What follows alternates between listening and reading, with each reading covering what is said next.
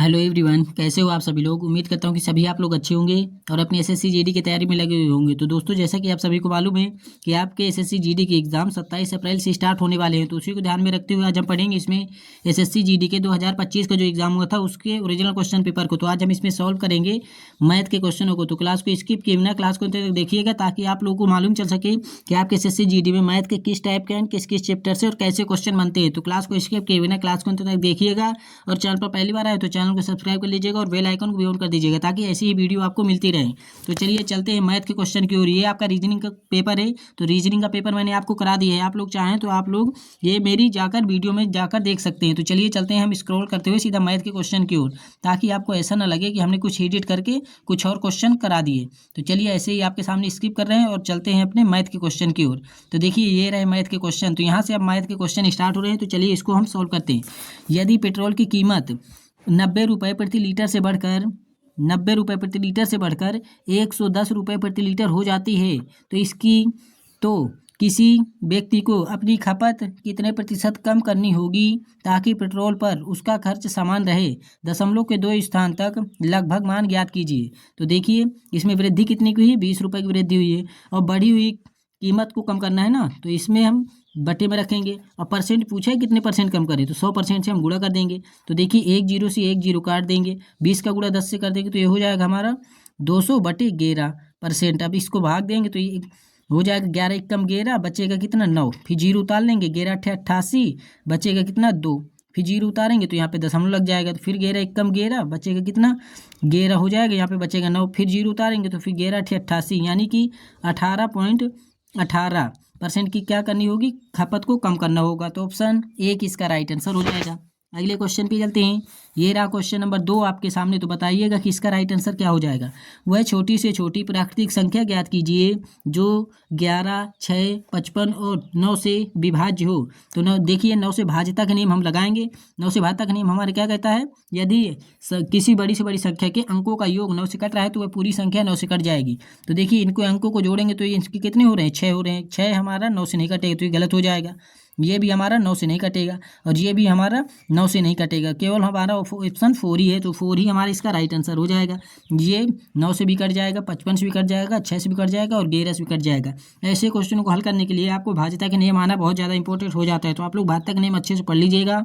अगले क्वेश्चन पे चलते हैं। ये रहा क्वेश्चन नंबर 3। तो चलिए इसको भी हम सॉल्व कर लेते हैं। तो देखिए 2 से सबसे पहले भाग करते हैं। तो 2 से इसमें भाग करेंगे तो ये 7 हो जाएगा गुणा। अब 7 से इसमें भाग देंगे तो 7 दुनाई कितना हो जाएगा कोष्टक के अंदर, तो आप कहेंगे ये दुनाई 14 हो जाएगा प्लस। अब देखिए कोष्टक को पहले हल करना होता है, तो 7 में हम 4 घटाएंगे तो बचे कितना 3, और 3 से इस 3 को काट देंगे तो यहाँ पे हमारा कितना आ जाएगा 40। अब चलिए देखिए 40 और 2 जोड़ लेंगे तो कितना हो जाएगा 42, और यहाँ पे गुणा लगा है तो 42 गुणे 7 हो जाएगा। तो 7 दुनाई 14, इकाई 4, हासिल 1, 7 चौका 28, 29। तो हमारा राइट आंसर हो जाएगा 294। ऑप्शन 4 इसका राइट आंसर हो जाएगा। अगले क्वेश्चन पे चलते हैं। ये रहा क्वेश्चन नंबर 4। नितिन के पास 1224 रुपये हैं। उन्होंने इसे अपने बेटों प्रवीण और ऋषि के बीच बांट दिया और उन्हें इसे वार्षिक रूप से चक्रवृद्धि होने वाले 4% वार्षिक ब्याज दर पर निवेश करने को कहा। यह देखा गया कि प्रवीण और ऋषि को क्रमशः 14 और 15 वर्ष के बाद समान धनराशि प्राप्त हुई। नितिन ने ऋषि को कितनी धनराशि दी थी। तो चलिए जो सबसे पहले हमें परसेंट में दी गई उसको भिन्न में बदलते हैं। तो 4% को भिन्न में बदलेंगे तो कितना हो जाएगा 1/25 हो जाएगा, यानी 25 ये हमारा क्या हो गया 25। जिसको हम कम वर्ष के लिए दे रहे हैं, जिसको ज़्यादा वर्ष के लिए देंगे उसको हम कम राशि देंगे अनुपात में, तभी तो आगे जाकर कहीं ना कहीं इनको बराबर राशि मिलेगी। तो देखिए 15 वर्ष के लिए किसे दे रहे हैं, ऋषि को। तो ऋषि की राशि हमारी क्या हो जाएगी, तो ऋषि की राशि हो जाएगी 25 हो जाएगी। सॉरी दोस्तों, ऋषि की राशि कितनी हो जाएगी 25 रुपये, और उसमें एक ब्याज मिल जाएगा।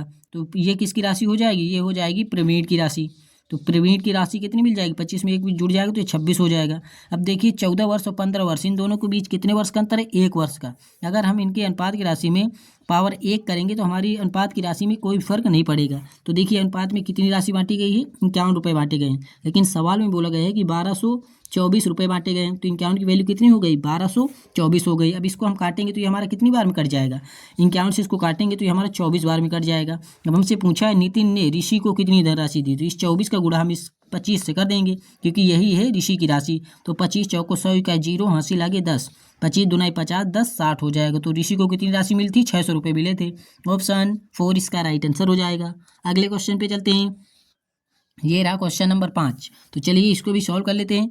तो देखिएगा यहाँ पे 16 प्लस भाग करेंगे इसमें तो कितनी बार में कट जाएगा? 3 चौक 12, 4 बार में कट जाएगा, माइनस 2 चौको 8 हो जाएगा। अब देखिए 16 और ये 4 जोड़ लेंगे तो हमारा 20 हो जाएगा। 20 में हम 8 घटा लेंगे तो हमारा कितना आ जाएगा राइट आंसर? 12। 12 किस ऑप्शन में है? ऑप्शन 3 में। तो ऑप्शन 3 इसका राइट आंसर हो जाएगा। अगले क्वेश्चन पे चलते हैं। ये रहा क्वेश्चन नंबर 6। एक व्यक्ति 3 किलोमीटर प्रति घंटा की चाल से सूरत से जयपुर जाता है तथा उसी मार्ग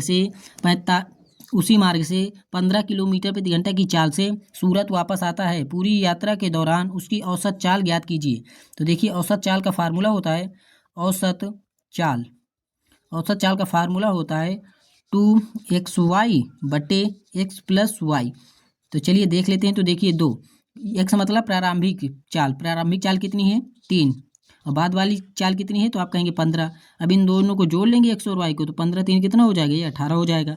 3 से इसको काटते हैं, 3 छंग 18, 2 से इसको काटेंगे, 2 3 6, फिर 3 से इसको काट देंगे तो ये हो जाएगा 3 5 15। तो हमारी औसत चाल कितनी आ जाएगी?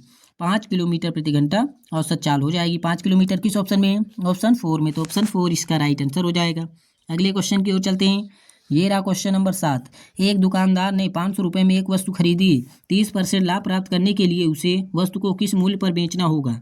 तो देखिए विक्रय मूल्य निकालना है ना, तो विक्रय मूल्य बराबर होता है हमारा CP गुणे लाभ। CP गुणे लाभ होता है। तो देखिए इसमें CP हमारा क्रय मूल्य कितना है? 500 रुपये, गुणे लाभ कितना हो रहा है? 30% का लाभ हो रहा है। तो 100% की हमने कोई वस्तु खरीदी, उसमें 30% का लाभ हो रहा है, तो कितने परसेंट की बेच रहे होंगे? 130% के। तो कुछ नहीं करना, 500 का 130% निकाल लेना है, परसेंट हटाएंगे, बटे 100 आ जाएगा। तो देखिए 2 जीरो से ये 2 जीरो कट जाएंगे। अब 130 का गुणा इस 5 से कर लेते हैं, तो 13 5 कितना हो जाएगा? 65, और ये 1 जीरो है तो 1 जीरो आ जाएगा। तो हमारे विक्रय मूल्य क्या आ जाएगा? 650 रुपये। ऑप्शन 3 इसका राइट आंसर हो जाएगा। अगले क्वेश्चन पे चलते हैं। किरण, महेश और राम का औसत भार 46 kg है। यदि किरण और महेश का औसत भार 40 kg है तथा महेश और राम का औसत भार 47 kg है, तो महेश का भार kg में ज्ञात कीजिए। तो देखिए 3 व्यक्तियों का योग निकाल लेते हैं। 3 व्यक्तियों का योग बराबर क्या होता है हमारा? औसत गुणे संख्या। औसत कितना है? 46, संख्याएं कितनी है? 3। तो चलिए 3 से इसमें गुणा कर लेते हैं। तो 3 छंग 18 का 8, हासिल आगे 1, 3 चौक 12, 1 13, यानी 138 हो गया। अब 2 व्यक्तियों का योग है इसमें, किरण और महेश का योग। तो ये 2 व्यक्तियों का योग निकाल लेते हैं।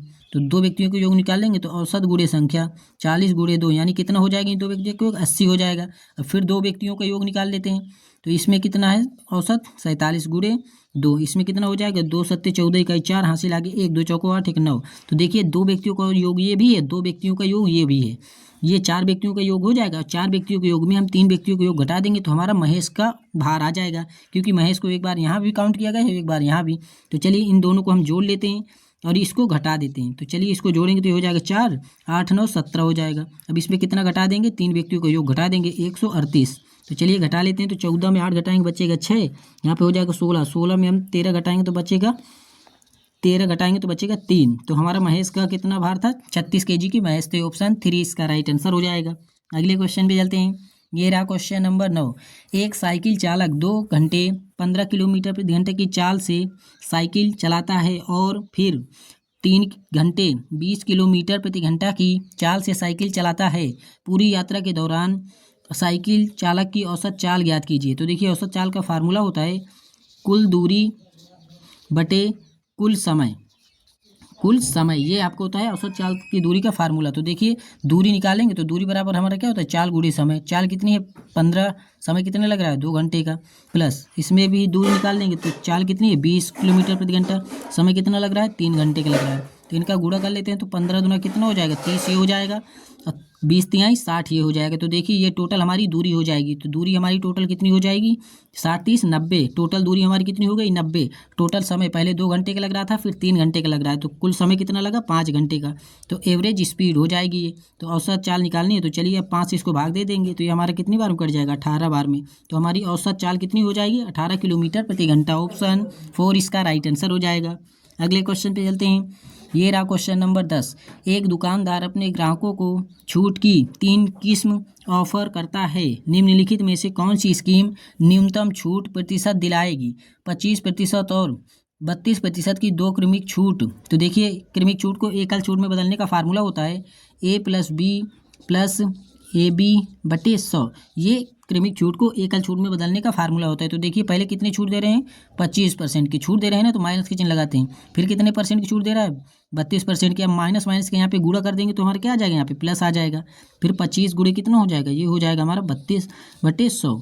अब देखिए इसको काट लेते हैं, 25 चौको 100, 4 8 32। अब देखिए 25 और 32 को जोड़ेंगे तो हमारे कितना हो जाएगा, 57। अब ये हो जाएगा हमारा 8। तो देखिए घटा लेते हैं तो हमारे कितने हो जाएगा, माइनस के 49। यानी पहले वाले में हमें कितनी छूट मिल रही है, 49% की छूट मिल रही है। पहले वाले में कितनी छूट मिल रही है, 49% की छूट मिल रही है। अब देख लेते हैं इनमें भी, पहले वाली में 49% की छूट मिली। अब देखिए इसमें 8 खरीदें और 2 मुफ्त पाएँ, तो यानी 2 मुफ्त मिल रही हैं। 8 तो खरीद रहे हैं और 2 मुफ्त मिल रही हैं, तो कुल कितनी वस्तु मिलेंगी, हमें 10 वस्तु मिलेंगी। उसको नीचे रखेंगे, परसेंट पूछा तो 100% से गुणा कर देंगे, तो एक जीरो से एक जीरो कट जाएगा, 10 का गुणा 2 से कर देंगे तो ये 20% की छूट। तो दूसरी वाली में कितनी की छूट मिली, 20% की। अब इसमें भी देखिए 8 खरीदे और 10 पाएँ, यानी कि 8 तो हम खरीद रहे हैं और 10 मिल रही हैं, तो 2 हमें मुफ्त मिल रही है। और मिली कितनी, 10 मिली। और फिर इसमें भी हम परसेंट में निकालना है तो 100% गुणा कर देंगे, जीरो जीरो काट देंगे, 10 का गुणा 2 से कर देंगे तो 20%। तो देखिए हमें न्यूनतम छूट कितनी मिल रही है, 20% की। तो 2 ऑप्शनों में मिल रही है ना बराबर, तो हमारा ऑप्शन बी और सी दोनों सही हो जाएगा। ऑप्शन 4 इसका राइट आंसर हो जाएगा। अगले क्वेश्चन पे चलते हैं। तो ये रहा क्वेश्चन नंबर 11। तो देखिए हमने 10 क्वेश्चन सॉल्व कर लिए। अभी यहाँ 11 से हम अगली वीडियो में सॉल्व करेंगे। तो दोस्तों अगर आपको ये सभी क्वेश्चन हल करने हैं तो आप लोग कमेंट बॉक्स में बता सकते हैं, और जो भी सुझाव हो आपके तो आप लोग उसको भी कमेंट बॉक्स में बता सकते हैं। और चैनल को सब्सक्राइब नहीं किया है तो चैनल को सब्सक्राइब कर लीजिएगा और बेल आइकन को भी ऑन कर दीजिएगा। मिलते हैं ऐसी अगली वीडियो में, तब तक के लिए जय हिंद, जय भारत, वंदे मातरम, जय हिंद।